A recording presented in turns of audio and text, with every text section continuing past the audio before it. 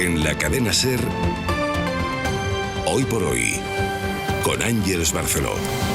Son las 8:30 de la mañana, las 7:30 en Canarias. CaixaBank patrocina este espacio. Tiempo para el análisis, tiempo para el abierto en esta mañana de jueves. Venga, vamos a hacerle ya el último arreoncito a la semana con Javier Aroca desde Radio Sevilla. ¿Qué tal, Javier? Buenos días. Hola, buenos días. Con Ignasi Guardans, muy buenos días. Hola, buenos días. Y con Elisa de la Nuez, muy buenos días. Buenos días. Hoy tenemos mucho tema internacional. Vamos a empezar por lo que nos ha tenido pendientes en las últimas horas, porque ayer por la tarde parecía que el paso al lado de Joe Biden era inevitable ante la presión del propio Partido Demócrata. De hecho, desde el debate que mantuvo Joe Biden con Donald Trump han sido o están siendo días convulsos en Estados Unidos y al final el mundo entero está en vilo por lo que pueda decidir al final el todavía presidente de los Estados Unidos, Joe Biden, si renuncia o si se queda como candidato demócrata de cara a las elecciones del mes de noviembre. Él asegura que tiene fuerzas para seguir. De hecho, se ha reunido esta madrugada con los gobernadores de su partido para decirles que, bueno, que lo que pasó el día del debate ante Donald Trump fue que tuvo una mala noche, pero que él no está senil, que puede aspirar a la reelección. En público, We are all looking for the path to win. All the governors agree with that. President Biden agrees with that. He has had our backs. Bueno, en público los gobernadores demócratas han apoyado a Joe Biden, pero en privado no dicen exactamente lo mismo, según cuenta esta mañana la prensa de Estados Unidos. El partido va a observar a Biden en los próximos días y si no demuestra que está en condiciones de ser candidato, le van a pedir públicamente que se retire. Hay mucha preocupación en el partido porque tienen hasta agosto para buscar otro candidato en caso de que Biden finalmente sea retirada. Corresponsal en Washington, Sara Canals, buenos días. Buenos días, Ángel. Sara, de momento Biden se aferra al cargo. La Casa Blanca no para de repetir que él está bien y que está con fuerzas para continuar, pero si uno mira hoy la CNN, por ejemplo, no da esa misma sensación. La prensa allí en Estados Unidos insiste en que lo tiene muy difícil para remontar y dan por hecho su salida de aquí al mes de agosto, aunque la Casa Blanca sigue insistiendo en que no va a ser así. Pues tanto la Casa Blanca como su campaña se han dedicado a desmentir publicaciones como la del New York Times y a asegurar que nadie le está presionando para dar un paso al lado. The president is clear-eyed and he is staying in the race. El presidente está lúcido, clarividente y mantiene su candidatura, decía Karine Jean-Pierre, secretaria de prensa de la Casa Blanca, que ayer, una vez más, dedicó toda esa hora a responder preguntas sobre la capacidad cognitiva y la edad de Joe Biden. Y es que en estas últimas horas estamos viendo cómo aumenta la presión sobre el presidente, con varios artículos en esta línea que hablan de una clara preocupación y con las primeras voces demócratas pidiendo públicamente que dé un paso al lado. Son unos pocos congresistas, pero que hasta ahora habían mantenido silencio. Ante esta situación, el presidente Biden intenta aguantar el golpe de dos formas. La primera, aceptando que tuvo un mal debate, algo que hizo desde el principio, aunque ahora se intenta justificar con el jet lag tras sus viajes en Europa o diciendo que estaba resfriado. Y la segunda, intensificando su actividad, dejándose ver. Ha retomado sus actos oficiales, su campaña, ha recibido a gobernadores demócratas en la Casa Blanca, ha grabado varias entrevistas que se emitirán entre hoy y mañana y la semana que viene presidirá la cumbre de la OTAN aquí en Washington, evento importantísimo que conmemora además los 75 años de la alianza y donde Biden comparecerá en rueda de prensa. Sara, gracias. Gracias a vosotros. El propio Donald Trump da por hecho que cuando lleguen las elecciones no se va a tener que enfrentar a Joe Biden, sino que va a ser otra candidata u otro candidato el que va a participar en esos comicios por parte del Partido Demócrata. Lo ha dejado así de claro. Acaba de retirarse, ¿sabes? Se está retirando de la campaña. Yo le he echado. Y eso significa que ahora tenemos a Kamala. Aunque es tan mala, es tan patética, tan jodidamente mala. Puedes imaginártela lidiando con Putin y con el presidente de China, que es una persona fuerte, ¿eh? Es un hombre fuerte, un tipo muy duro. Donald Trump, que ya está haciendo campaña, como si su oponente fuera ya Kamala Harris, dando por hecho la retirada de Joe Biden. Ángeles Caballero, buenos días. Buenos días. Te pedí ayer a ver si tenías algo anotado, porque es verdad que como llevamos tantos días hablando de Joe Biden, sobre todo a raíz de ese debate, si tenías algo anotado en el cuaderno, me dijiste, pues mira, sí. Pues sí, te tengo algo anotado, pero es que después de haber escuchado ahora este corte de Trump, se me ocurren varios cuadernos. Mañana puedes llenar otra hoja, si quieres. quieres. Pues sí, pero mira, efectivamente ahora lo escuchábamos, ¿no? Y las noticias ayer, desde que ayer salió la noticia en el New York Times, contaron desde la Casa Blanca, aparte de desmentirlo, que Joe Biden lo que le dijo a su vicepresidenta Kamala Harris es esa frase de cuando te golpean hay que levantarse. Y yo, ante mi imposibilidad, reconozco, de comprobar si eso es cierto, si esa frase fue pronunciada o no, me ha dado por pensar en lo difícil que es para el presidente de Estados Unidos y para el común de los mortales cuando nos toca asumir nuestra propia decadencia. Porque lo malo, creo yo, no es cumplir años, sino reconocer cuándo empiezas y que estás empezando a dejar de ser tú mismo. Cualquiera que haya convivido con esos que un día fueron jóvenes y luego fueron ancianos, sabe lo complicado de este asunto, porque ¿quién le pone el cascabel a ese gato? ¿Quién asume ese rol difícil, ingrato? Y los golpes que recibirá por hacerlo. ¿Quién le dice, por ejemplo, al que te enseñó a nadar y a montar en bici que tiene que dejar de conducir porque los reflejos ya no son los de antes, porque el peligro al volante ya no son los otros, sino tú? Yo pensaba, ¿quién coge esas riendas? ¿Quién le dice a alguien que sí, que aún es capaz de hacer muchas cosas, que tiene mucho que darnos todavía, pero que tendrá que ser en otro sitio y en otro puesto, que ahora es él el que necesita ayuda, no tanto así el resto? ¿Quién se enfrenta a un hombre empeñado en verse en el espejo, con el ardor guerrero de siempre, un 4 de julio más, escudándose en los despistes y en esos achaques de salud? ¿Quién le dice a Joe Biden que a lo mejor ya no? Pienso en todo eso y en que ninguno de sus asesores será los indicados para hacerlo, porque uno nunca puede decirle a un jefe que ya no está para según qué trotes, y porque las cosas funcionan así, a base de mentiras piadosas y a veces también a base de hipocresía. Y solo veo a una persona capaz de hacerlo, a su esposa Jill Biden. Y sinceramente no me cambio por ella, porque a los que nos ha tocado ser Jill más de una vez, sabes que ante la decadencia, ante una necesaria retirada, todo pesa como la Casa Blanca. La misma noche del debate era eso lo que decían, que solo podía decirle que se retirara a su mujer y en algún caso Barack Obama, pero que era el papel de ella fundamental en la decisión que tome Joe Biden. Y ahora, Guardans, los gobernadores, a pesar de que en público, insisto, le defienden, pero sí en privado le han puesto como a prueba. Vamos a ver qué pasa, porque recordemos que hay de tiempo hasta el mes de agosto. En el mes de agosto hay convención, de ahí tiene que salir el candidato definitivo, como unas semanas de prueba para ver si supera el test de estrés, si supera el test de resistencia. Ignasi. Sí, realmente parece que este hombre no está fuera de la realidad, ¿no? Hablabais de su pareja y parece que puede ser uno de los frenos más importantes y a su vez el único detonante serio que le haría caer en la realidad de la situación, ¿no? Es un hombre que está superado por los acontecimientos. En un primer momento se decía, recordáis que eran vídeos de la inteligencia artificial que manipulaban, que estaban recortados. No, es un hombre que tendría que haber abandonado hace tiempo. Están al límite de las posibilidades para sustituirlo. Es compleja la sustitución. No se trata suficientemente en el análisis la complejidad jurídica que tiene la sustitución. O sea, está la parte política, pero la parte jurídica exige. Esto es largo, es apasionante para los que nos gusta esto, pero es decir, la campaña electoral americana, la personalidad jurídica la tiene algo que se llama campaña Biden-Harris. Esos son los dueños de los anuncios, son los que han recibido el dinero, son los que tienen los contratos, son los que han alquilado espacios y, por tanto, cualquiera que no sea la campaña Biden-Harris, pues tendría que empezar de nuevo, porque si no se arriesga a que le impugnen estado por estado. Digo porque eso es un argumento muy a favor de que sea Harris, sencillamente, Kamala Harris, la sustituta, que de alguna manera podría dar continuidad.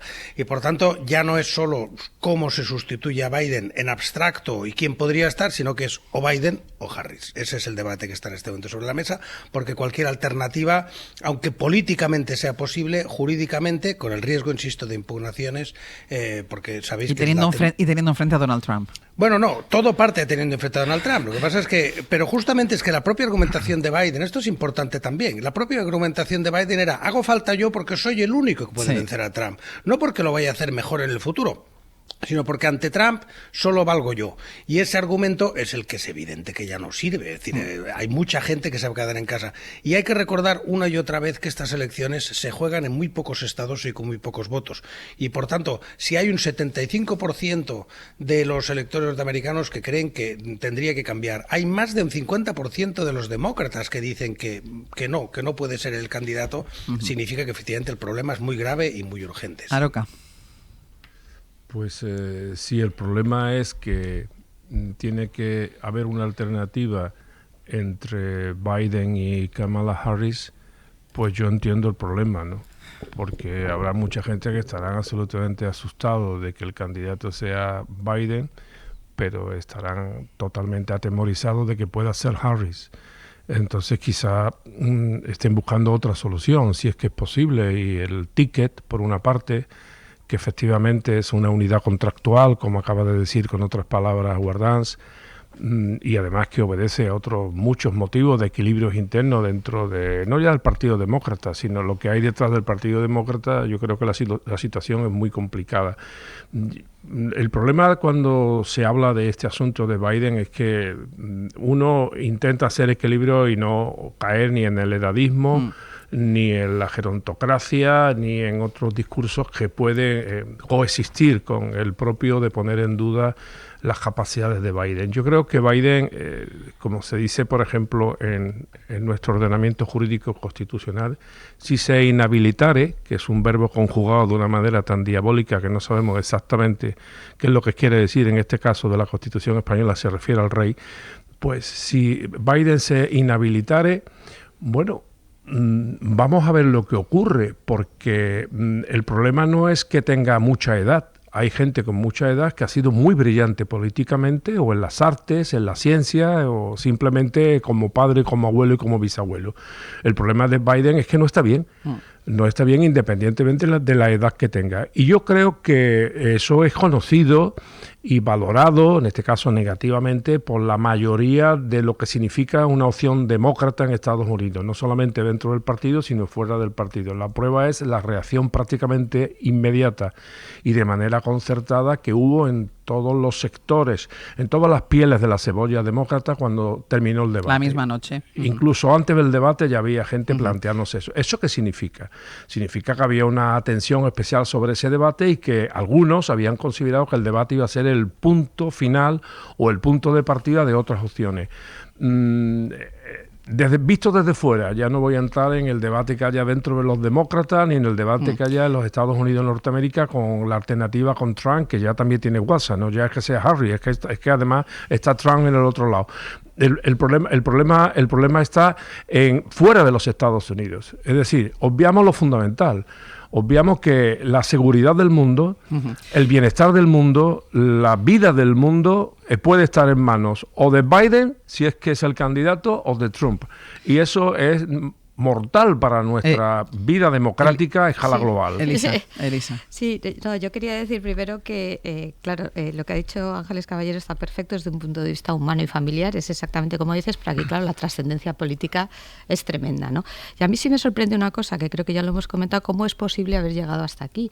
Porque, claro, se puede hablar de manipulación, de bulos, de fake news, pero la realidad que vimos el otro día en el debate cara a cara es de una persona que tiene, evidentemente, problemas de deterioro cognitivo que están asociados a la edad, en la mayor parte de los casos, pero cómo es posible que esto lo tenía que ver su familia en primer lugar, tenía que verlo sus asesores, sus colaboradores directos, y hayamos llegado hasta aquí. Eso es lo que a mí me fascina. Claro, aquí lo que tenemos ya es un problema tremendo, porque como también dice Ignasi, son problemas jurídicos, más son problemas políticos, más son problemas de tiempo, el tiempo que hay ahora mismo para hacer el cambio, eso en un momento en que te enfrentas nada menos que a Donald Trump. Es decir, me parece dificilísimo haberlo hecho peor desde el punto de vista del Partido Demócrata, que yo creo que estaba instalado una especie de negación de la realidad. Es decir, bueno, esto es lo que hay, ¿no? ¿Cómo van a salir de aquí? No lo sé, pero desde luego me parece que lo peor que podría ocurrir efectivamente es que Joe Biden se enfrentara a Donald Trump, porque ya sus propios votantes están diciendo que no lo quieren. Entonces, no sé cómo se va a solucionar esto, pero me parece desde luego una catástrofe política desde el punto de vista del Partido Demócrata. Es que se da la circunstancia, y recogiendo lo que decía Aroca al final, claro, que si al final es Biden contra Trump, y lo vimos la noche del debate, que claro, se trató como un debate al uso y no era un debate al uso, y digo se trató de un debate al uso porque inmediatamente después del debate se hicieron las típicas encuestas de quién ha ganado este debate. Claro, daba que había ganado Donald Trump. Un señor que había estado mintiendo desde el principio, entonces dio ganador a Donald Trump, evidentemente porque el contrincante... Porque no había nadie, claro. Es que el contrincante no había saltado al terreno de juego. Claro. Entonces, uno de los errores de Biden, cuando al día siguiente, y la portavoz de la Casa Blanca hace días, ¿no?, está preparado para hacer el trabajo, como si hacer el trabajo del presidente de Estados Unidos fuera gestionar cosas en un despacho. No, el trabajo del presidente de Estados Unidos es liderar, convencer, ilusionar y efectivamente en un debate rebatir y poder poder poner frente a sus contradicciones a este hombre, ¿no? Y yo por eso creo que Kamala Harris es una candidata excelente frente a Biden. Yo no digo en términos absolutos. Me gusta mucho el gobernador de California, la señora Gina Raimondo, que es la representante de comercio. Son nombres que han salido, ¿no? Pero efectivamente esa sensación de que Harris sería un desastre, no. Harris es una mujer que efectivamente no ha sido muy popular, tampoco le han dado muchas ocasiones para brillar, pero que en lo que estamos hablando, claro, en estas es circunstancias, liderar, claro, poner ilusión, generar, pararle los pies a Trump. No olvidemos, Harris es un fiscal, ¿eh? Es fiscal, o sea, algo sabe de hablar en público, es fiscal y ha sido y alguien está jugando con la idea de tener por un lado un criminal y por otro lado a una fiscal, ¿no?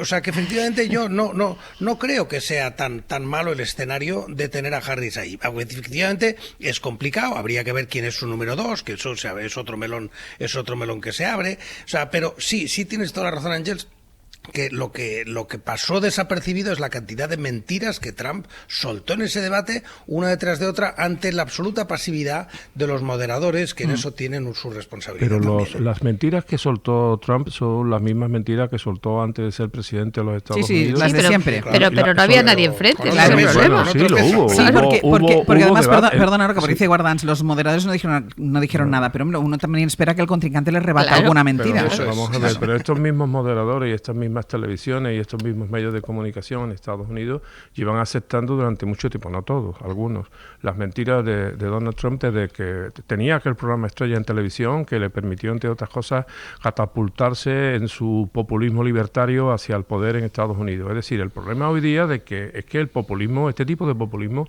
encuentra aliados firmes y poderosos en los medios de comunicación y por eso se lanzan. O sea, ¿cómo es explicable que en una sociedad tan madura desde el punto de vista democrático un señor como Trump llegue a ser presidente de los Estados Unidos? Lo fue. O sea, que lo que pueda pasó, volver a serlo. Claro, y lo que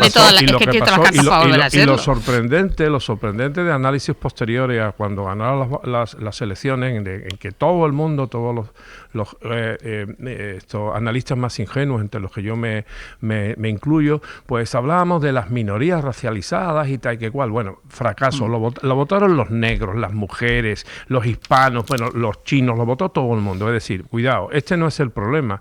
El problema es si tenemos o hay un candidato o una candidata capaz de, de reubicar, yo diría que hasta curar a la sociedad democrática norteamericana para llegar. Y termino con una cosa, Ángels.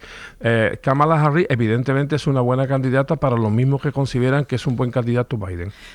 Y ahí lo dejo. Es decir, que claro, Kamala Harris no es alternativa a Biden. Es su continuidad dentro del ticket y dentro de lo que significa y lo que representan los que apoyan actualmente a Biden, por ejemplo, la gran industria armamentística. Déjame que haga una pausa y a la vuelta sigo, porque además Ángeles Caballero todavía no ha dicho nada más allá de habernos leído las anotaciones que tenía en el cuaderno.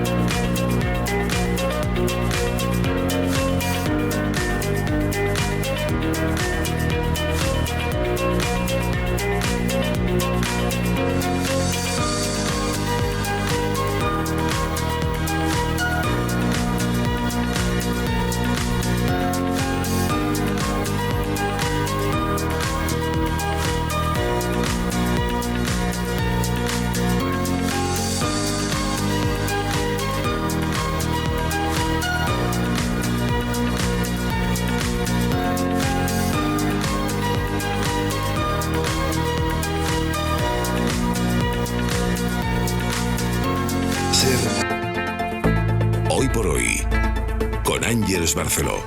8:51 de la mañana, 7:51 en Canarias, en el abierto Elisa de la Nuez, Ignasi Guardans, Javier Aroca y está con nosotros todavía Ángeles Caballero. Hay un par de asuntos todavía que quisiera comentar. El primero, y hacía referencia al principio de su primera intervención, Aroca, que Ángeles, no estamos hablando, que a mí también me da mucha rabia, es que este está muy mayor. No, es un problema de su estado, no de su edad, porque lo recordábamos la noche del debate. Donald Trump tiene 78 años y Joe Biden tiene 81. Son 3 años de diferencia, que tampoco es tanto. Es una cuestión de su estado. Sí, efectivamente, como decía Aroca, no es cuestión de refugiarse o de escudarse lo de cumplir años. Yo lo intentaba decir también en el cuaderno, sí. O del decir enseguida aferrarnos a el edadismo. No, en este caso estamos hablando efectivamente de unas cuantas señales que hemos ido recibiendo, no solo en el debate, sino también a lo largo de esa legislatura, y de un hombre que no solo está dispuesto a asumir debates y una campaña, sino que aún pretende seguir durante 4 años presidiendo Estados Unidos, ¿no? Que precisamente lo comentábamos también, lo comentabais, no es una tarea precisamente de estar al día revisando unos cuantos papeles y luego echarse la siesta, sino que es una cosa de enormísima envergadura, no solo para su propio país, sino también para el resto. Y me parece, coincido también con Elisa cuando decía que hasta qué punto hemos llegado hasta aquí, porque las crónicas que se han escrito estos días a raíz del debate sobre quién estaba en la quiniela de posibles recambios, todos coinciden, todos los periodistas, en que son nombres que ya se barajaban en 2020, con lo cual ha sido una cosa que se ha quedado hibernada como un correo en borradores, en la carpeta de borradores, que no le has dado nunca para enviar, ¿no? Y me parece, y sobre todo yo creo que hay algo en el que en el debate creo que lo vimos, y este propio corte que habéis puesto esta mañana de Trump refiriéndose a Kamala Harris, en ese empeño por mostrar un liderazgo que es puro ardor guerrero, ¿no? De hombres que no lloran, hombres que luchan, hombres que se machacan. Sí. Claro, ese tipo de hombre y de ardor guerrero siempre va a ganar Donald Trump. O sea, a la hora de proyectar eso, alguien que puede machacarte con sus propias manos si quiere, siempre va a ganar. Entonces, esa manía, ¿no? El hecho de criticar a Kamala Harris, diciendo, aparte de que sea patética y muy mala, ¿vale? Podemos pensar eso también, pero argumentarlo con él, alguien se la imagina lidiando con Putin, como si fuera a batirse en duelo con alguien, como si la política y el liderazgo consistiera en eso, con lo cual eso me parece que si es una campaña basada en eso, en vamos a salir y a luchar, como si fuera un combate de boxeo, siempre va a ganar un señor que tiene, aparte de sus capacidades cognitivas tan lúcidas, que es capaz de soltar todas esas mentiras unas tan otras sin despeinarse. Y luego, ampliando la reflexión, que yo creo que también lo hemos dicho ahora en el análisis que teníamos, ¿cómo puede ser que en Estados Unidos, en esa democracia que tantas veces hemos idealizado, que tantas veces hemos puesto como ejemplo, cómo puede ser que se llegue al extremo de que en unas elecciones se enfrente alguien mentiroso, condenado, incumpliendo todas las mínimas normas de la democracia, de todas las reglas de la democracia, por un lado este personaje y por otro lado una persona que no está capacitada para ejercer el trabajo? Es decir, ¿cómo se puede llegar a este extremo? Yo creo que, dime. Es alucinante. Lo que pasa es que yo lo que sí quería sumar es, me gustaba lo que decía Aroca, en el sentido de que Aroca refleja un debate que Estados Unidos ya ha tenido, que yo entiendo, o sea, vamos a decirlo así, Javier Aroca está a la izquierda de Biden, perfecto, y es verdad, y hay muchos demócratas que están a la izquierda de Biden, y por tanto consideran que Biden no es lo suficientemente de izquierdas, con el esquema americano, que podría ser. Pero ese debate, ese sí que está, Javier, resuelto, en el sentido de que efectivamente incluso la izquierda más auténtica de Estados Unidos ha aceptado que para vencer a Trump hay que hacer a alguien que cubra pues justito hasta casi el centro derecha. Y entonces, como pasa siempre en este tipo de debates, uno puede decir, pues entonces está renunciando a cosas, fíjate con Israel, etcétera, pero como salga ahora un candidato que sea la izquierda pura, bueno, entonces si es que la bofetada ya no tendrá que ver con la edad, sino que será la catástrofe absoluta. Sí, breve, y en ese sentido Harris está en la línea de Biden. Sí, claro que lo está. Es lo que acabo de decir, y aciertas cuando dice... pero no solo la industria no solo la industria de la defensa, eso es un poco caricatura. Aroca, para cerrar. Que tienes la razón, y además aciertas cuando dice que yo, si fuera norteamericano, me alinearía con la izquierda de Biden. Pero mira, te voy a poner un caso para darte la razón. El principal adversario de Biden en su momento fue Bernie Sanders. Sí. Y Bernie Sanders tiene la misma edad que tiene Biden. Que tiene Biden. Entonces, el discurso también era: Bernie Sanders es un viejo. Pero el problema no es que Bernie Sanders era un viejo. El problema es que Bernie Sanders, para los que soportan, los que apoyan actualmente tanto a Biden como a Kamala Harris, era un izquierdista. Era un izquierdista. Y estoy de acuerdo contigo que una izquierda pura, en el sentido de mayoritariamente a la izquierda de Biden, no tiene posibilidades de vencer a Trump ni a nadie. Dejadme que me vaya a publicidad, que luego tenemos que ir al Reino Unido, que llevan ya 1 hora votando. Ángeles Caballero, muchísimas gracias. Gracias a vosotros. Primero Íñigo Sastre. Y ahora...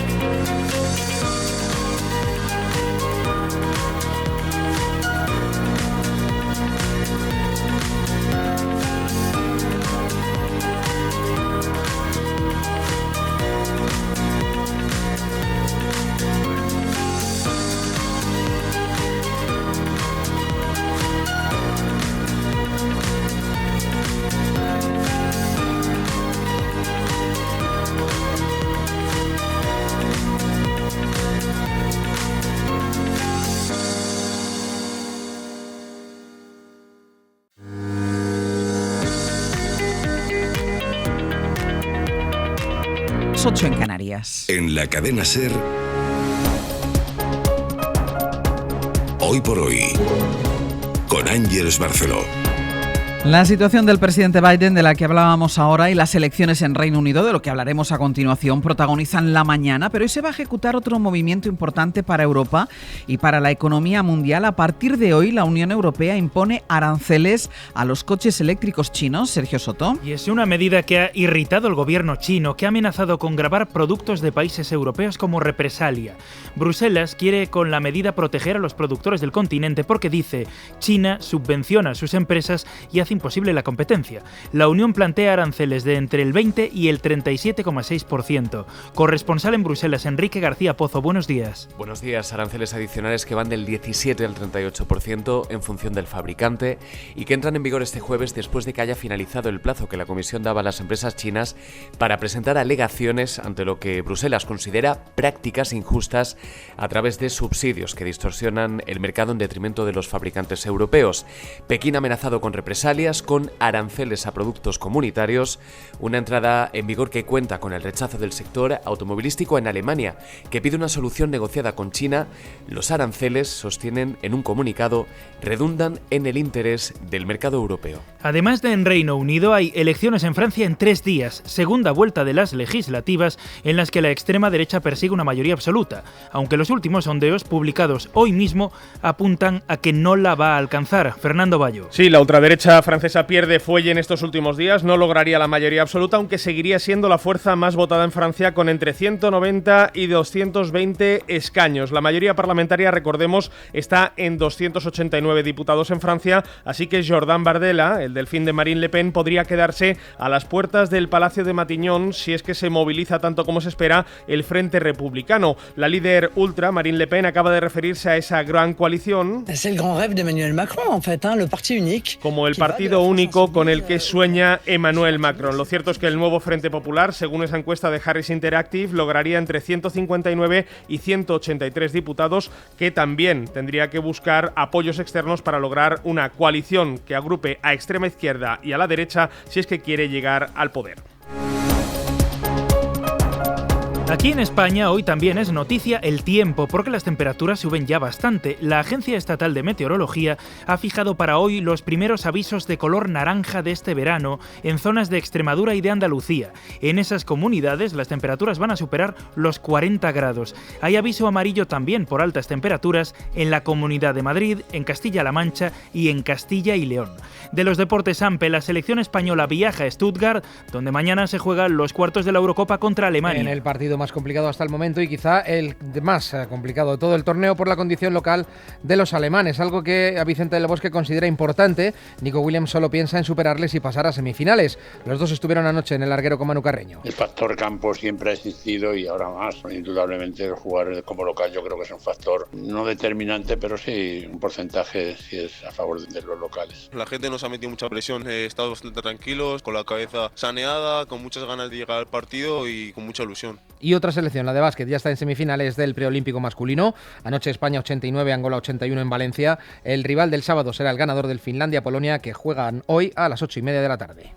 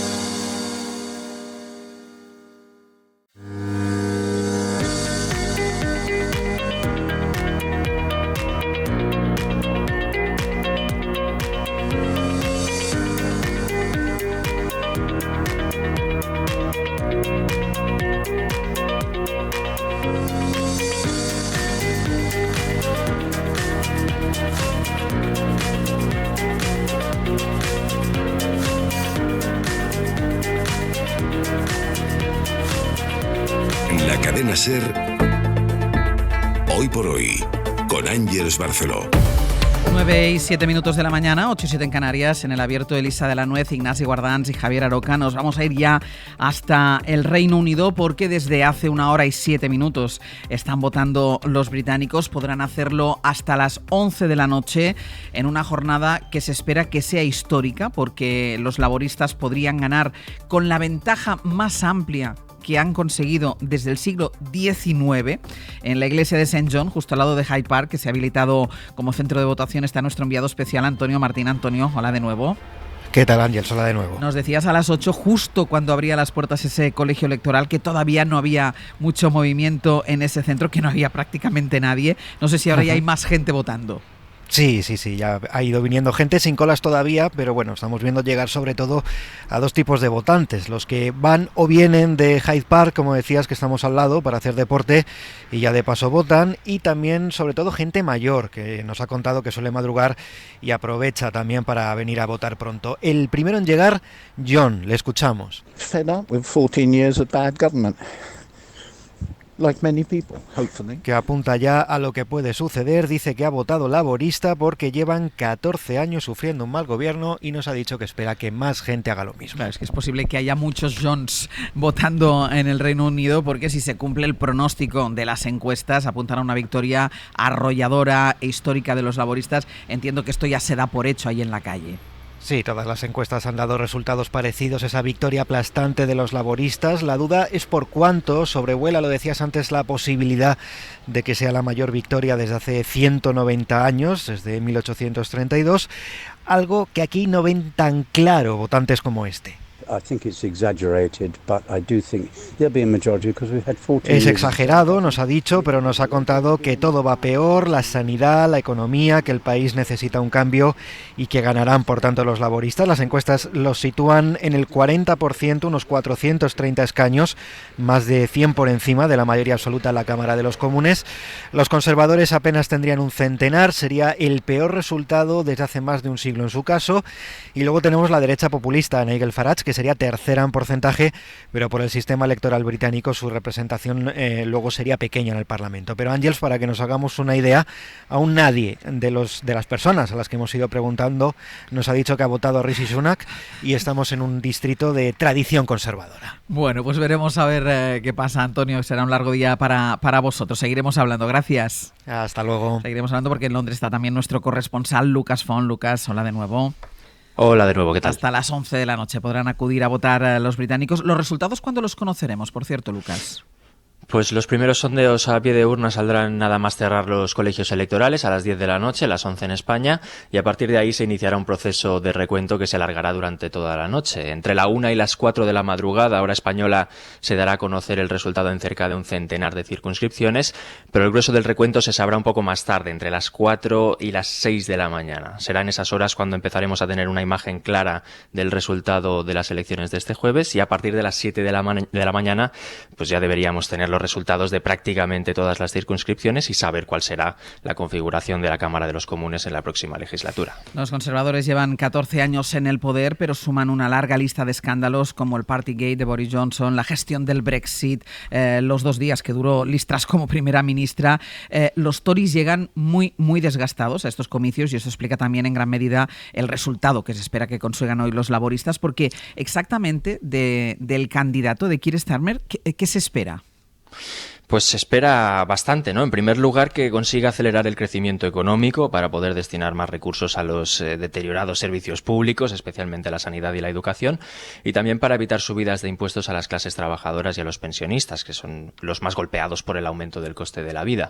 Es un objetivo muy ambicioso, teniendo en cuenta el contexto económico actual. Starmer ha prometido inversiones en la construcción de vivienda y de infraestructuras para lograr el crecimiento, pero muchos analistas advierten de que esto no será suficiente para cumplir con todas las promesas del partido. Además de la parte económica, el Partido Laborista tendrá el gran reto de la inmigración. El país ha registrado récords de llegadas de inmigrantes en los últimos meses y Starmer tendrá muchas dificultades para cambiar esta tendencia a corto y a medio plazo, ¿no? El líder laborista ha prometido acabar con el plan de deportaciones a Ruanda del gobierno conservador, pero su propuesta de crear un comando de seguridad de fronteras como alternativa de momento no convence a los electores. Así que, en caso de confirmarse la victoria laborista Laborista este jueves. El nuevo primer ministro necesitará tiempo para poner en marcha sus propuestas, siendo consciente al mismo tiempo de que muchos de los electores que le darán su apoyo este jueves lo hacen como una medida de castigo al Partido Conservador. El fracaso de Starmer en sus objetivos podría abrir la puerta a un nuevo giro a la derecha en 2029 e incluso abrir la puerta a la derecha populista de Reform UK en caso de que el Partido Conservador no consiga resolver sus divisiones internas y elegir a un líder fuerte que consiga levantar al partido en caso de confirmarse esa debacle electoral que pronostican todas las encuestas. Lucas, gracias. A vosotros, hasta luego. Claro, es que Keir Starmer tiene que rediseñar prácticamente todo un país. Ayer nos contaba el corresponsal del País, Rafa de Miguel, desde Londres, que tampoco hay un diseño claro, no hay un dibujo, y es que al final, claro, que la victoria de los laboristas no se debe tanto, que tendrá su parte, a lo positivo que ellos estén haciendo, sino a ese castigo a los conservadores después de 14 años de desastre. Bueno, yo también participo de la opinión de que no creo que de pronto la sociedad o las sociedades británicas, que hay mucho, está muy compartimentada, incluso no solamente territorialmente, de pronto se hayan vuelto de izquierda.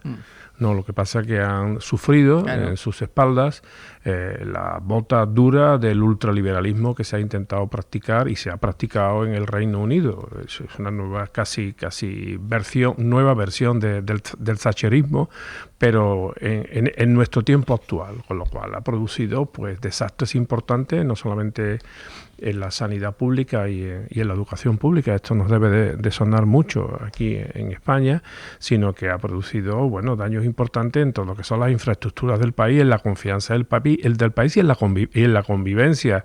El Reino Unido lleva siendo una nación o unas naciones multirraciales desde hace muchísimo tiempo, y sin embargo hoy día hay una sensación allí de enfrentamientos étnicos que no se había conocido muchísimo atrás, pero fundamentalmente es el fracaso práctico del ultraliberalismo, que debería tener el valor pedagógico para que todos los ciudadanos de la Unión Europea pudieran asomarse a esa ventana de lo que fue antes también la Unión Europea. Y yo creo que aquí van a ocurrir varias cosas. Primero, el Partido Laborista va a tener que, una vez que haya ganado, reciclarse, resetearse, a ver qué quiere ser la izquierda en el Reino Unido, que es la misma pregunta que habría que hacer, qué quiere ser la izquierda en toda Europa. Esa es la primera pregunta. Después va a haber consecuencias. Hay una muy cercana, que es el tema de Gibraltar.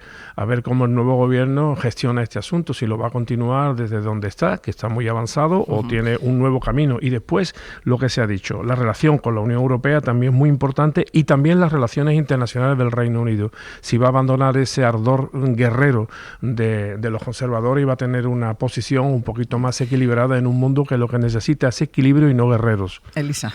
Sí, a mí lo que me parece muy interesante es que efectivamente parece que va a arrasar el Partido Laborista con un candidato extremadamente moderado, vamos a decir de centroizquierda, que está muy alejado de lo que era Jeremy Corbyn, y que eso atrae tiene esa capacidad de atraer mucho voto, en primer lugar, como bien decís, porque hay ganas, ¿no? Lo decía este famoso John, de quitarse de encima este mal gobierno. Primero, son muchos años, 14 años siempre son muchos años, pero bueno, es que yo creo que ya los últimos años eran de esperpento, ¿no? Con Boris Johnson, con Liz Truss, que pasaban un primer ministro detrás de otro, es decir, ha habido claramente una línea de decadencia del partido Tory clarísima ya con los últimos primeros ministros, y luego, como digo, tiene este perfil que es capaz de atraer enormes masas de población, que tiene también la dificultad, efectivamente, de esa gestión de expectativas, ¿no? Que es de muchísima gente, porque claro, estas victorias tan abrumadoras también ponen al que gana en una situación de tienes que contentar a la vez muchos perfiles de electores muy diferentes, y eso no va a ser fácil. En todo caso, yo creo que tendrá efectivamente que definir un poco qué políticas públicas a las quiere dar prioridad. El tema de la sanidad pública en Gran Bretaña es un desastre tremendo. Me llama también la atención que no se haya hablado mucho de la catástrofe del Brexit, que creo que ya se ve como una catástrofe, digamos, por la propia sociedad británica, pero que quizá todavía no es el momento de volverse a replantear qué hacemos con esto. Y en todo caso, me parece muy interesante, porque sería una grandísima victoria de un partido, digamos, de centro-izquierda, aunque ya no esté en la Unión Europea, en el marco europeo, lo cual no deja de ser una novedad muy interesante. Ignasi. Bueno, es muy divertido cómo en política las ponemos y quitamos etiquetas, ¿no? Porque si uno a ciegas, como las catas a ciegas de vinos, ¿no? Se coge lo que ha estado haciendo los Tories en el Reino Unido y lo que propone Meloni, se da cuenta que es exactamente lo mismo. Pero a Meloni le llamamos ultraderecha y en cambio a Sunak le llamamos conservador. Es un conservador. Pero tiene una ultraderecha también. No, la acaba de ser una ultraderecha, que es efectivamente, sí, también la tiene Meloni y también la tiene Le Pen a su derecha, ¿no? Sí. Es de que efectivamente lo que está abandonando en este momento el Reino Unido no es que se pase a la izquierda, es que sale de la ultraderecha.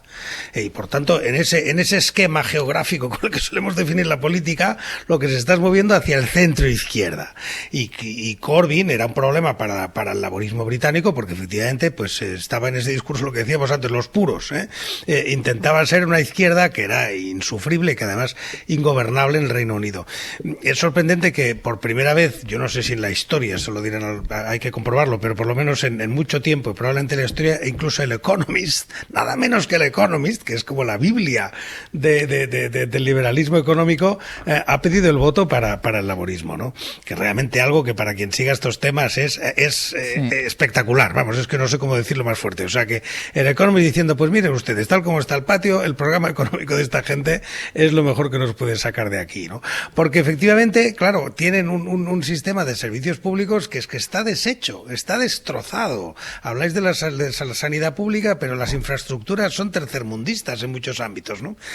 Y por tanto, sí, es evidente que tiene un reto colosal delante, tiene el reto normal en estos casos, que está muy bien todo lo que tiene que hacer, pero ¿de dónde va a sacar el dinero para hacerlo? Porque hay un tema, tampoco puede dedicarse a subir impuestos el primer día, algo va a tener que subir, probablemente a las grandes fortunas, es decir, ahí tiene retos enormes, ¿no? Sobre el tema del Brexit, sí ha flotado, lo que pasa es que ha flotado de una forma muy razonable y a mí me parece muy normal. Se ha digerido la situación, se ha asumido que ha tenido unas consecuencias tremendas para el PIB británico, para su comercio, para la situación, y a partir de ahí lo que hace falta es, sí, abrir una buena relación con la Unión Europea en todo aquello que pueda ser posible desde fuera, y eso probablemente lo harán, en muchos ámbitos, pues agilizar una relación con la Unión Europea en todo lo que sea posible, y a su vez, pues preparar al país para una situación con realismo y sin esa especie de enemistad frontal que es la que tenían los conservadores, pero sin reabrir el debate de volver a entrar. Creo que en este momento han pasado página, por lo menos durante una generación, y es normal que así sea, aunque les duela y aunque muchos lo lamenten. Pero, por ejemplo, hay margen para tener acuerdos con la Unión Europea, a la Suiza, hay posibilidades de tener un flujo de gente joven que en este momento está parado. O sea, hay muchos elementos de la permanencia de la Unión Europea simbólicos y reales, pero emocionales, como ese flujo de trabajadores, como el tema de los jóvenes, etcétera, como participar del programa Erasmus, etcétera, etcétera, etcétera, que son perfectamente posibles sin estar en la Unión Europea. Y vuelvo a poner el ejemplo de Suiza, que es distinto, pero que va a ser un referente, creo, para el Reino Unido. Claro, que déjame un momento, que me tengo que ir a publicidad. A la vuelta vuelvo contigo. Seguimos hablando del tema.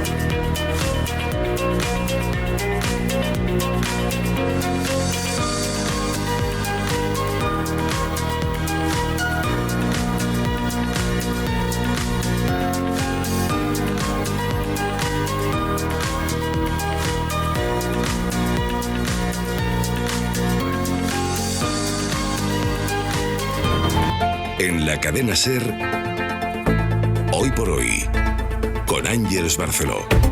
9:23 minutos de la mañana, 8:23 en Canarias. En el abierto, Elisa de la Nuez, Ignasi Guardans y Javier Aroca, que quería hablar precisamente. Estábamos con el análisis de la jornada electoral, de las elecciones de hoy en Reino Unido, que pronostican una victoria arrolladora. Veremos qué dimensión, la palabra histórica, qué dimensión adquiere cuando conozcamos los resultados, pero que prevé una victoria arrolladora del Partido Laborista después de 14 años de los conservadores en el poder. Aroca.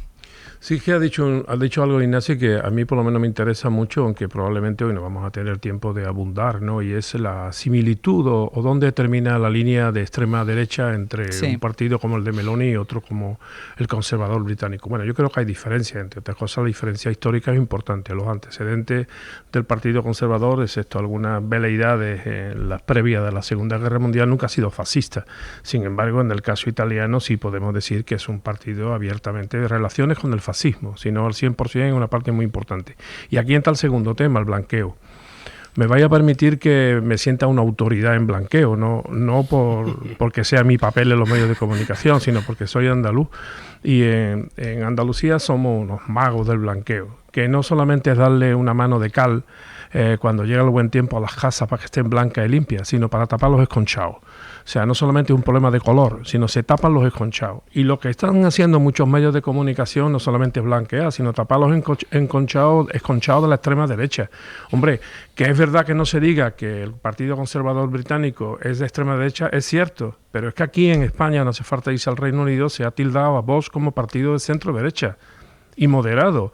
Y bueno, ¿qué decir de Meloni? Cuando el propio expresidente del gobierno, Felipe González, dijo que Meloni daba estabilidad a Italia, o que incluso en la Europa democrática y escarmentaba del fascismo y del nazismo, pues ha habido aproximamientos a la señora Meloni. ¿Esto qué significa? Significa que hay una revolución global de las derechas. Las derechas se están extremizando hacia la derecha, y en cualquier caso blanquea a su derecha. ¿Por qué? Porque saben que solas no pueden gobernar. Y lo que están haciendo es blanqueando, un blanqueo express, insisto, tapando los esconchados de la extrema derecha por si la extrema derecha les hace falta. Eso ha ocurrido en Italia, ha podido ocurrir, perdona Ignasi, ha podido ocurrir en Europa. En Europa se ha estado blanqueando la extrema derecha hasta la misma noche que se conocieron los resultados electorales. Si no, léase la hemeroteca, en la hemeroteca la señora Ursula von der Leyen.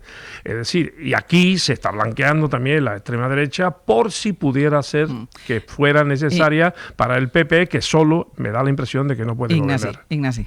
A ver, fíjate que ese elemento histórico, que tiene su sentido, tiene enormes límites, porque en Estados Unidos no lo usa nadie, ¿no? Y nadie duda que Trump es de extrema derecha, nadie lo cuestiona, y que Bannon, que acaba de entrar en la cárcel, por cierto, para alegría de muchos, pues era el líder de la extrema derecha, montó la extrema derecha. Oiga, ¿era la primera vez que los republicanos lo eran? Sí, muy bien. ¿Y qué? Pero en este momento lo es. Y lo que estoy diciendo es que en este momento el Partido Conservador, que va a perder el poder hoy, es un partido de extrema derecha. Sí, de acuerdo contigo. Y es un partido que está a la derecha de nuestra extrema derecha, o sea que hay que decirlo con todas las letras, porque lo hemos blanqueado, así de claro, hemos blanqueado. Claro. Su secretaria de Inmigración decía unas barbaridades que si las hubiera dicho, vamos, que quedaban a la derecha de Le Pen, y eso me parece alucinante, ¿no? Es un juego que hemos tenido, y entonces eso es un tema que tiene que ver con la terminología. En Italia a Meloni la llaman il centrodestra.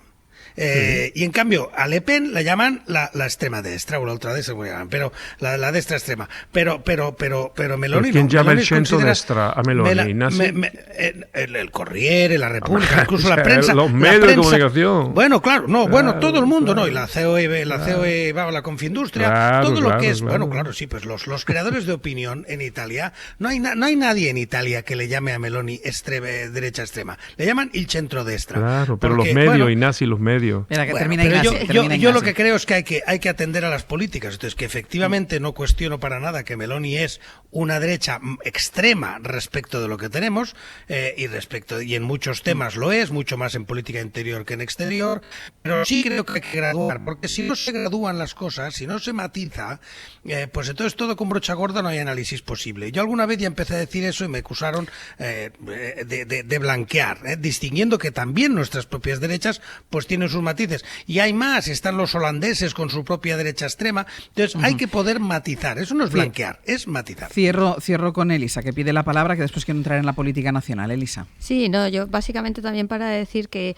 yo creo que sin perdernos en calificativos, que como dice Ignasi, van variando en los distintos países, porque también varía un poco la geografía de los partidos. Es decir, que digamos no lo puedes trasladar automáticamente de un país a otro. Lo que sí me parece muy interesante efectivamente es fijarse en las políticas públicas que defienden. Ahí yo creo que sí tienes un criterio objetivo para decir si un partido está más a la derecha o a la extrema derecha o no. Y segundo tema, que me parece el más interesante de todo, a mí lo que me parece que habría que preguntarse por qué tantísima gente en Europa, en España, en Francia, en el Reino Unido, en Italia, está siendo atraída por unas políticas públicas, digamos, que puedan ser más de extrema derecha o más cercanas a la otra derecha. Yo creo que esta es la auténtica pregunta que nos deberíamos hacer, porque si no, es que podemos seguir hablando de que fatal la extrema derecha sin preguntarnos por qué la gente, y vamos a suponer que el votante no se han convertido todos en un montón de millones de fascistas de la noche a la mañana, por qué estos partidos les resultan atractivos. Y creo que esta es una pregunta muy, muy pertinente. En Italia se convirtieron de la noche a la mañana. Los obreros se convirtieron en fascistas. Lo de la noche a la mañana creo. Sí, de la noche a la mañana. Vamos con la política nacional, con los asuntos que están definiendo el debate de la política aquí en España, porque sigue el choque entre el Partido Popular y el Partido Socialista por la politización que dice el Partido Popular ahí en el Tribunal Constitucional. Recordemos que Alberto Núñez Feijóo le llegó a llamar la composición de inmoral. El Tribunal de Garantías, mientras sigue por un lado la polémica política, el Tribunal Constitucional, siguen trabajando y sigue revisando los recursos, por ejemplo, de los casos de los ERES de Andalucía. Miguel Ángel Campos, hola. Hola, buenos días, Ángeles. Porque lo último es de ayer, y es que el Constitucional anuló parcialmente la condena por malversación a la número 2 de Griñán y al exconsejero de Empleo de la Junta. ¿Cuáles son los argumentos que da el tribunal? En síntesis, los que ya avanzamos en este abierto la semana pasada, Ángeles. De un lado, la mayoría de altos cargos de la Junta de Andalucía fueron condenados por aplicar la ley de presupuestos en el periodo 2002-2009 que posibilitó el reparto de los SERE. Y una ley no delinque. Puede ser objeto de reproche constitucional, algo que nadie planteó cuando se aprobó, pero nunca motivo de persecución penal. Una ley, recordemos, que fue aprobada por el Parlamento andaluz, y la misma responsabilidad tuvieron los cargos de la Junta que los diputados, y no por ello se persiguió a estos últimos. Es el derecho a la legalidad penal que, según la mayoría del Tribunal Constitucional, fue conculcado por los tribunales que les condenaron. En primer lugar por la Audiencia de Sevilla y después por el Supremo, que ratificó las condenas por un estrecho margen de 3-2 en un tribunal proclive a la unanimidad en estos fallos de considerable trascendencia. En segundo lugar, Ángels, el tribunal considera que en algunos casos también se infringió el derecho fundamental a la presunción de inocencia, porque tanto en el periodo en el que actuaron bajo el amparo de la ley de presupuestos como en el que no existía tal cobertura legal, en los años 2000 y 2001, algunos de los procesados fueron condenados sin pruebas que demostrasen que conocían el saqueo, lo instasen o participasen de él. De esta forma, el Constitucional solo mantuvo ayer parte de la malversación al exconsejero de Empleo, Antonio Fernández, mientras que anuló las condenas por este delito para Francisco Vallejo, Jesús Rodríguez y Carmen Martínez Aguayo. Para el caso de la prevaricación, el segundo delito imputado, que es menos grave porque no comporta cárcel, los argumentos son similares, pero se mantiene en parte en casi todos los que tomaron decisiones en 2000 y 2001, cuando no existía amparo legal y contravenía la norma anterior. Las sentencias, Ángels, han contado con el voto particular de los 4 magistrados conservadores. Consideran que las leyes de presupuestos no pueden ser utilizadas como una especie de virtud sanadora que limpie la existencia de delitos, porque éstas no contemplaban los elementos necesarios de fiscalización para evitar el fraude. Lamentan que se exonere lo que califican como el caso de corrupción más grave de la historia reciente de España, pero aquí también han existido informaciones falsas y sobreactuaciones. Se ha esgrimido que el fraude ascendió a 680 millones. Eso fue el total de la partida aprobada. A día de hoy no sabemos a cuánto ascendió el fraude. El único dato objetivo con el que contamos es el contenido en la sentencia de la Audiencia de Sevilla. Hechos probados número 22, apartado C. A modo de ejemplo, relata el fallo algunos de los fondos defraudados y suman 5.525.967,67 euros, menos del 1% de aquellos 680 millones que han llenado portadas en medios de comunicación. Campos, gracias. A ti, buenos días. Tras las revisiones del Constitucional sobre esta sentencia de los ERES, el primero en salir de la cárcel fue el exalto cargo Miguel Ángel Serrano. Anoche estuvo aquí en Hora 25 y decía esto. Ninguno de nosotros, ninguno de nuestros colaboradores podía entender que estuviéramos siendo procesados por haber hecho lo que teníamos que hacer, porque al final, claro, es una paradoja, ¿no? Es decir, si una ley es de obligado cumplimiento, como son todas las leyes, ¿qué ocurre? Que si la cumplo, delinco, y si no la cumplo, también delinco, es decir, que delinco haga lo que haga. En medio de todo este debate, y ahora os preguntaré por él, y este enfrentamiento entre el PP y el PSOE, los dos van a tener que poner a un lado sus diferencias este mediodía en el Congreso. Josué Coello, buenos días. Buenos días, Ángel. Porque a partir de mediodía tendrán que defender la reforma del Poder Judicial, que ellos dos han pactado, Partido Popular y Partido Socialista, que pactaron antes de que el PP decidiese ir con todo contra el Tribunal Constitucional. Sí, desde que hace una semana PSOE y PP acordaron esta reforma hemos escuchado muchas veces palabras como consenso o acuerdo, pero hay una palabra que se ha repetido aún más, la palabra crítica, porque crítica es la relación actual entre populares y socialistas. Ni siquiera la renovación del CGPJ ha acabado con los reproches ahora por el papel de los tribunales. Y para crítica la del PP al Constitucional. Cuca Gamarra. Porque lo que se está llevando a cabo es una revisión de las sentencias desde un tribunal de garantías. Es decir, desde un organismo institucional que está funcionando como una instancia de casación y de revisión de esas sentencias. Y crítica es la postura de Félix Bolaños por la crítica del PP. Esta cacería del Partido Popular contra el Tribunal Constitucional le sitúa fuera del sistema institucional, que es lo que hacen los partidos de ultraderecha, y por tanto es muy preocupante para nuestra democracia. Y crítica, muy crítica, es también la postura de los socios con este acuerdo judicial. Podemos dice que es muy grave y Ángels no gusta nada ni a Esquerra ni a Bildu. Josué, gracias. A vosotros. Ya llevaba tiempo el Partido Popular cargando contra el Tribunal Constitucional. Habíamos escuchado de boca de algún miembro del Partido Popular, de la cúpula del Partido Popular, hablar de un tribunal de parte cuando se refería a la actual composición del Tribunal Constitucional, pero ha sido la revisión de las sentencias del caso de los ERE el que ha saltado el detonante. Y ahora, como decíamos, Ignasi, el PP va con todo contra el Tribunal Constitucional por esta revisión de sentencias que de momento está permitiendo, bueno, pues eso, rebajar, cuando no cancelar o anular todas las sentencias por el caso de los ERE en el caso de la malversación. Bueno, aquí hay muchos matices, ¿no? El primero es que yo creo que el Partido Popular está en su perfecto derecho a criticar al Tribunal Constitucional. Y lo digo así de claro. Y por eso me parece un grave error que salga el ministro de Justicia, que no es cualquiera, es el ministro de Justicia, a llamar cacería a una afirmación que es perfectamente válida entre juristas. Y conste, y empiezo por el final, que yo creo que la decisión que toma el Constitucional es justa, y coincide exactamente con lo que yo como jurista pienso de esto, que es absurdo condenar a alguien por cumplir una ley, y si esa ley no era inconstitucional, pues no puede haber delito en cumplirla. O sea que sobre el fondo del tema estoy 100% de acuerdo. Pero es legítimo entre juristas, y estoy seguro que habrá artículos científicos que lo plantearán, hasta qué punto esa decisión la puede tomar el Tribunal Constitucional. Y si esa decisión no es más que una revisión de sentencia, y el Constitucional no está ahí para hacer revisión de sentencias, está para ver si esto se ajusta a la Constitución o no. Y aquí parece que ha hecho una valoración, o al menos es una discusión legítima, que lo que ha hecho es convertirse en un tribunal de casación del Tribunal Supremo. Decir eso es discutible y se discutirá en las facultades de Derecho y en los foros correspondientes. Llamar a eso cacería al Constitucional es un error. Igual que es un error, y creo que es perfectamente legítimo decir que en este momento el Constitucional pues tiene un reparto ideológico, y lo demuestran sus propios magistrados, porque no hay sentencia unitaria hace mucho tiempo. Eso puede, que evidentemente no es culpa solo de la mayoría, también es culpa de la minoría, por supuesto, pero es una realidad empírica. En este momento en el Constitucional hace tiempo que ninguna sentencia de tema importante ha habido una sola sentencia unánime. Por tanto, es verdad que está partido. Decirlo es herejía, es atacar al Constitucional. No, es discutir la realidad, y la realidad no se debería poder discutir.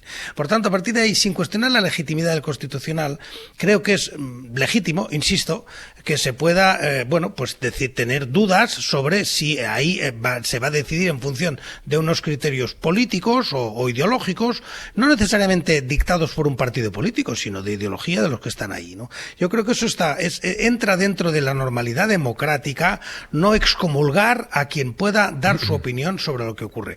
Otra cosa es, por supuesto, que el Partido Popular pues tiene poca legitimidad, si quieres, después de lo que ha ocurrido con el Consejo, después de lo que sabemos, de lo que dijo, de que iba a manipular la justicia, etcétera, etcétera. Eso no lo cuestiono. Pero a mí me molesta ver al gobierno atacar al Partido Popular en este punto concreto. Que le dejen en paz, que el Partido Popular pueda decir de Constitución lo que quiera mientras acate sus decisiones. Déjame que haga una pausa, que voy con vosotros dos.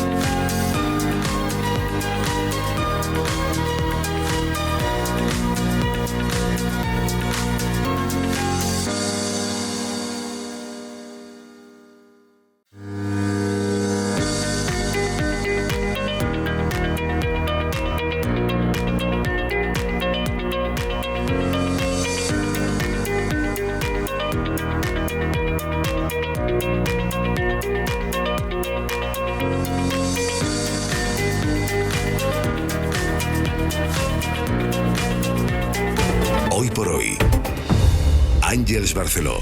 9:41 minutos de la mañana, 8:41 en Canarias. En el abierto Elisa de la Nuez, Ignasi Guardans y Javier Aroca estábamos hablando de la bronca política que hay aquí en España sobre el Tribunal Constitucional, que además ha aumentado de decibelios a raíz de las resoluciones del Constitucional sobre los encausados por los ERES, por la excarcelación, por la rebaja o por la anulación de algunas de las condenas por malversación. Elisa. Sí, no, estábamos hablando que efectivamente lo que resulta muy preocupante es no poder fiarte del Tribunal Constitucional o de cualquier tribunal, en el sentido de que, claro, cuando las resoluciones son por bloques, 7-4, 7-4, que esto lleva pasando efectivamente con todas las sentencias importantes, la gente tiene la impresión, puede que errónea, de que realmente depende de, digamos, quién sea, en este caso, personas del SUED de Andalucía, el beneficiado, que podría ser al revés, ¿eh? Con lo cual, el daño a la credibilidad de la institución es enorme, y eso sí que nos tenemos que ser conscientes de eso, porque no es un problema de que lo critique el PP o lo critique el PSOE si fuera al revés, sino que la percepción de la ciudadanía, esto depende de, digamos, quién te toque, si es una mayoría progresista, a los progresistas les irá bien, o al revés. Y yo creo que eso, para la credibilidad de una institución, es tremendo. No he leído la sentencia, por tanto no puedo opinar. A mí también, a priori, si es como dice la nota de prensa, no me parece para nada irrazonable. Sí que creo que además hay un tema muy importante, que es que desde el principio se mezcló la responsabilidad judicial penal con la política. Yo creo que la responsabilidad política de tener un fraude de estas características era evidente. Lo que a lo mejor no era tan evidente es que eso fuera una responsabilidad jurídica penal, que era lo que se dilucidó, digamos, la Audiencia Provincial primero y después en el Tribunal Supremo. Pero dicho eso, sí me parece importante recordar que esta situación del Tribunal Constitucional viene de lejos, porque es que si nos repartimos las instituciones por cromos, que es lo que llevan haciendo el PP y el PSOE desde hace mucho tiempo, al final no te puede sorprender que lo que se haya montado en el Tribunal Constitucional son 2 bloques. Entonces, claro, la impresión que tiene la ciudadanía es, oiga, pero entonces, lo comentaba con Ángel fuera de micrófono, ¿de qué depende el criterio técnico del Tribunal Constitucional? ¿De que haya una mayoría de un tipo, que haya una mayoría de otro? Si no consigue ponerse de acuerdo y, digamos, dictar sentencias donde cambien los bloques, no digo ya por unanimidad, que eso da mucha tranquilidad, una unanimidad, todo el mundo se ha puesto de acuerdo, pero por lo menos que no sea siempre por bloques, la credibilidad de la institución no es un problema de que diga el PP, lo que diga el PSOE, es que está por los suelos. Aroca. Bueno, primero, la justicia no funciona con criterios democráticos. Aquí no vale jugar 2 contra 3, 3 contra 4. Es así. Totalmente de acuerdo. Es claro, así. Y el Tribunal Supremo tampoco falló por mayoría en la instancia previa. No en la instancia previa. O sea, no falló por unanimidad, falló por exactamente, mayoría. En la instancia definitiva, porque el primer error, y nosotros deberíamos todos de reflexionar un poco, es confundir la justicia constitucional con la jurisdicción ordinaria. Son 2 cosas totalmente distintas. Precisamente cuando Hans Kelsen, que es el primero de los primeros que empezó a pensar en la justicia constitucional, fue precisamente para detraer de la justicia ordinaria casos políticos, porque él tenía la experiencia de Alemania y cómo en Alemania los jueces habían actuado políticamente para derribar a la República de Weimar. Por eso la Ley Fundamental de Bonn contiene un tribunal constitucional, como afortunadamente copió también el legislador constituyente español. Y bueno, empezando por lo primero, ¿no? Lo primero lo ha dicho antes Miguel Ángel Campos. Durante mucho tiempo se ha dicho no 600 millones o 680 millones, al final resulta que son 5. Han corrido ríos de tinta tóxica. En este país, yo he estado en tertulias donde se ha asegurado por francotiradores de esta cacería, yo sí digo cacería, de esta cacería política, se han dicho que eran miles de millones de euros los que los andaluces nos habíamos gastado en puta y en whisky. Miles de millones, no 600, como luego quedó aquilatado, que ni siquiera es eso, que son 5 y pico, no, miles y miles de millones. Y bueno, con respecto a lo que dice el Partido Popular, que por supuesto tiene todo el derecho a la crítica, los jueces y todos nosotros tenemos que acostumbrarnos al escrutinio crítico, porque forma parte también de la propia naturaleza de la política y de la democracia. Cuando escucho yo a Gamarra decir lo que dice, es que me da la impresión de que no comprende todavía los mecanismos constitucionales. El Tribunal Constitucional es una cosa, la jurisdicción ordinaria es otra, lo vuelvo a decir. Esto es no es una instancia por encima del Tribunal Supremo. Porque entonces lo que quiere decir el PP, ¿qué es?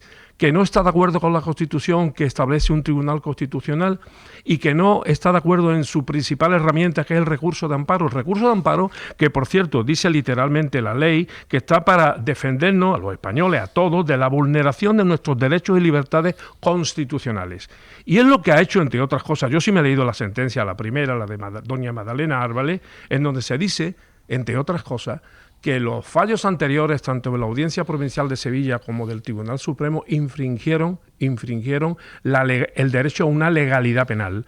Es decir, se vulneraron los derechos constitucionales y las libertades de doña Magdalena Álvarez. Y también dicen más cosas los fundamentos jurídicos. Los fundamentos jurídicos dicen, por ejemplo, que se atacó, yo diría usurpó lo digo yo, gravemente el sistema de separación de poderes, porque se hizo una interpretación de la legalidad que ponía y pone en juicio la propia separación de poder al establecer competencias entre el poder legislativo, el poder ejecutivo y el poder judicial. El poder legislativo, que es quien legisla, quien aprueba las leyes, y antes se decía, hombre, es que una juez incluso intentó imputar a todos los diputados del Parlamento de Andalucía, es que tiene guasa la cosa. Y que tampoco una ley no puede ser ilegal, en todo caso será inconstitucional, y una iniciativa legislativa que corresponde al Ejecutivo, en este caso, tampoco puede ser... Déjame porque me quedan... Javier, que te quieren contestar y me quedan 2 minutos, sí, Ignasi. Muy brevemente, Javier. Estoy al 100% de acuerdo con ese razonamiento jurídico. Lo vuelvo a decir, me parece que el Constitucional lo que dice tiene toda la razón. Nadie puede ir a la cárcel por cumplir una ley. Y si esa ley no era inconstitucional porque nadie la recurrió, no puede ser la base de una imputación penal. Estoy 100% de acuerdo. Lo único que digo es que discutir eso y discutir y darle la razón a lo mejor al Supremo y a lo que decidía el Supremo o a la Audiencia de Sevilla no puede ser una cacería contraconstitucional. Creo que es perfectamente legítimo que ese debate se abra y que alguno se ponga del otro lado. Entonces depende con qué argumentos, pero yo creo que el papel del gobierno no es estar simplemente acallando a cualquiera que haga una crítica al Constitucional. Es lo único que digo. Y a partir de ahí creo que el Constitucional tiene razón. Pero el debate, Ignasi, es legítimo. Pero el debate, Ignasi, entonces, pero cuestionarlo, entonces cambiemos o que cambien el sistema de elección de los componentes del Tribunal Constitucional. Claro, porque atacar al Constitucional, pero atacar al Constitucional cuando la mayoría, vamos a decir, entre comillas, no te favorece, o sea, si no estáis de acuerdo, entonces cambiemos el sistema de elección de los miembros del Constitucional. Muy breve, Aroca, muy breve. Que me toca a mí, Aroca, muy breve. Yo tengo que ser el más breve de todos. No, todos sois breves. No, claro. Venga, pero yo no hablo todo. Dale, Aroca, vamos a ver. Los jueces, los miembros del Tribunal Constitucional se eligen como se eligen. Se puede cambiar. Pero bueno, el problema no es ese. En el derecho comparado, los miembros de un tribunal similar al Constitucional se eligen en su integridad por el Poder Ejecutivo. Pongamos que Estados Unidos. El problema es de los jueces.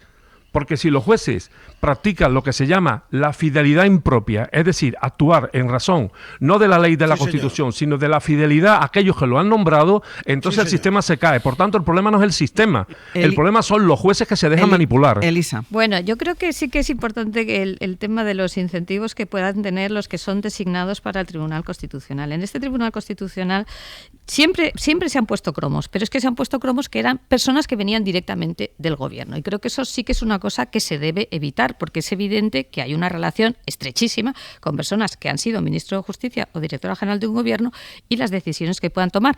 Y aunque no fuera así, se va a percibir así. ¿Por qué digo que el tema de la percepción es básico? Eso lo dice mucho la Unión Europea. No es que tú te sientas independiente, sino que la gente te pueda percibir como independiente. Claro. Dicho eso, de acuerdo en todo lo demás, el Tribunal Constitucional está para decidir sobre la Constitución y de los derechos fundamentales, pero por criterios técnicos. Y por eso es tan importante que los técnicos, los magistrados, se puedan poner de acuerdo de vez en cuando, no digo siempre, y no siempre necesariamente por bloques, porque cuando las decisiones son previsibles por bloques, de verdad, sufre la credibilidad de la institución como institución técnica que es.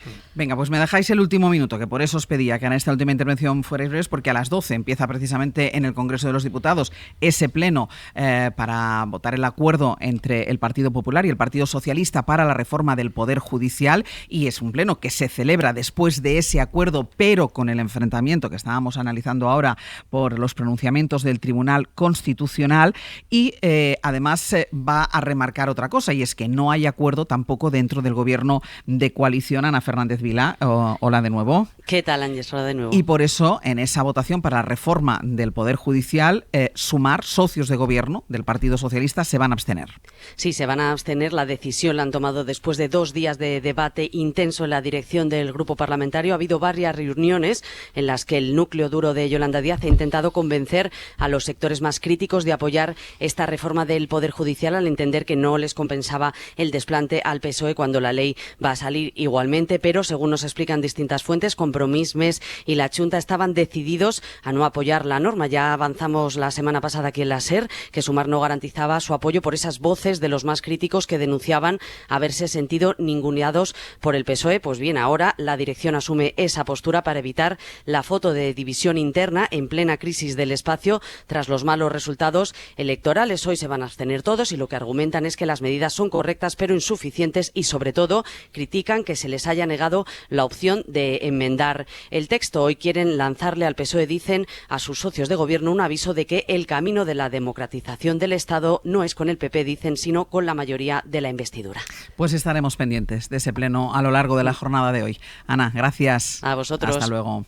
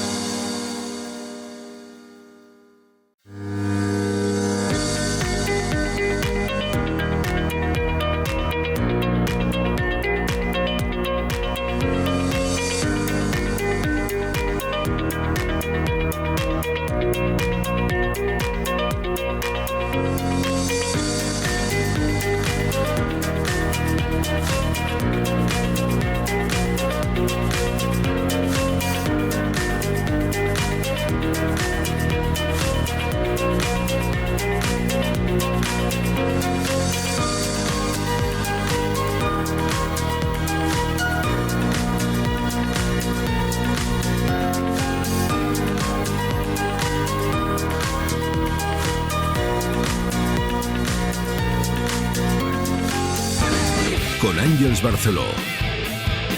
Cadena SER. 100 años de radio.